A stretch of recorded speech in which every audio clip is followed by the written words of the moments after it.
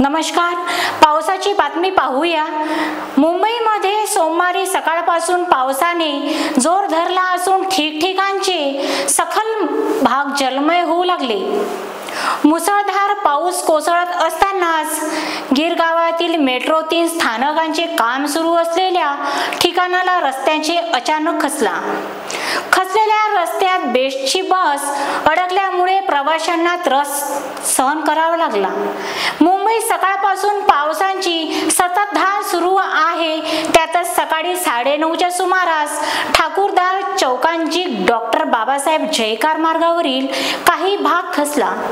Metro 3 मार्गावरील गिरगाव स्थानकांचे काम सुरू असलेल्या ठिकाणी बॅरिगेडच्या अगदी जवळून बस जात असतानाच रस्ता खचला। बसच्या मार्गाचे एक चाक खडक्यात अडकले असल्यामुळेच जागीच तिरकी अडकून पडली। परिणामी बसमधील प्रवाशांना मध्येच उतरावे लागले। सकाळी वर्दळीच्या वेळेस रस्त्यातच बस अडकून पडल्यामुळे वाहतूक कोंडीही झाली होती।